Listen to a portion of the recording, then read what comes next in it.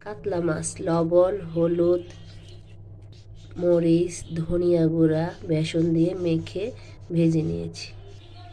কড়াইতে দিয়ে দিলাম পেঁয়াজ, হলুদ, মরিচ, লবণ, কাঁচামরিচ, তারপরে গাঁদা ফুলগুলো দিয়ে দিলাম।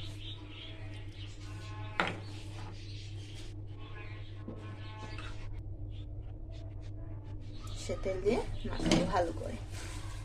এটা হলো স্পেশাল আজকে প্রমিস ডে রান্না বান্না, একটা স্পেশাল রান্না শুধুমাত্র আপনাদের জন্য। আপনাদের ভালোবাসা দোয়া সবসময় আমাদের পাশে থাকবে। এইভাবে যদি আপনারা পাশে থাকেন দেখতে পারবেন আরো সুন্দর সুন্দর এরকম ভিডিও। চিংড়ি মাছ, গুড়া মাছ, ইলিশ মাছ দিয়ে ওই গাঁদা ফুলের পাপড়ি দিয়ে রান্না করা যায়। হ্যাঁ, এগুলো কিন্তু বন্ধুরা গাঁদা ফুলের পাপড়ি, এগুলি ইলিশ মাছ, চিংড়ি মাছ দিয়েও রান্না করা যায়। আমরা সেটা রান্না করে দেখাবো এবং মাংসতেও কিন্তু রান্না করা যায়। সবকিছু কিন্তু আমাদের ভিডিওর মধ্যে পাবেন। আপনারা যদি আমাদের পাশে থাকবেন দেখবেন আমরা গাঁদা ফুল দিয়ে আরো অনেক সুন্দর সুন্দর রেসিপি দেখাবো। আর আজকে কিন্তু দেখাবো, দেখুন এটা কি মাছ? কাতলা। কাতলা মাছ দিয়ে, মা বলেছে এটা কাতলা মাছ দিয়ে আমরা রান্নাটা আজকে দেখাবো। দেখুন বন্ধুরা, আজকে আমরা কাতলা মাছ দিয়ে, কাতলা মাছটা ভালো করে ভেজে আমরা আজকে কাতলা মাছ দিয়ে সুন্দর একটা রেসিপি দেখাবো।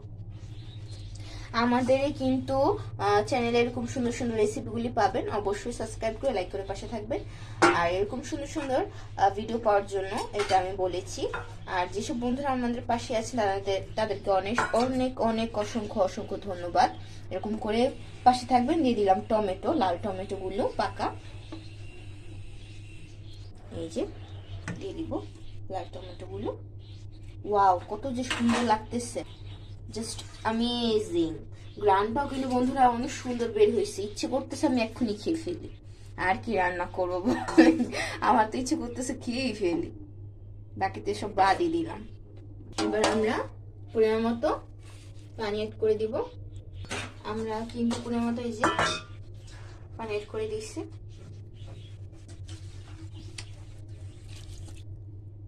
সেই আর কি মাছের ধোয়া পানি, মানে মাছের ধোয়া বলতে মাছ ভাজা আর কি, যেটা ওকে আপনারা মনে করেন না যে কাঁচা মাছের ধোয়া পানি, সেটা কিন্তু ব্যবহার করিনি, ঠিক আছে? ভুল ভাববেন না।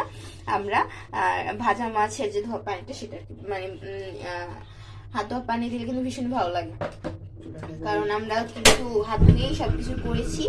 আর হাত ধুয়ে এগুলি যখন মাখামাখি করছি তখনও আর কি ওই ওই হাত ধোয়া পানিটা কিন্তু ভীষণ মজা লাগে দিলে, রান্নার স্বাদটাই অন্যরকম হয়। চুলা কিন্তু এখানে জ্বালিয়ে দেওয়া হয়েছে বন্ধুরা, এই যে বন্ধুরা চুলা জ্বালিয়ে দেওয়া হয়েছে, এবার রান্না হয়ে যাবে। এই যে মাছটা কিন্তু হয়ে গিয়েছে, আর মাছটা কিন্তু হালকা করে ভেজে নিবে, অত কড়া ভাজির দরকার নেই। আর এই তো লাস্ট মিনিট আমরা ধনিয়া পাতা দিয়ে সার্ভ করে নিলাম।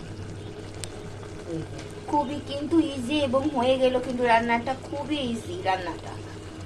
গাঁদা ফুলের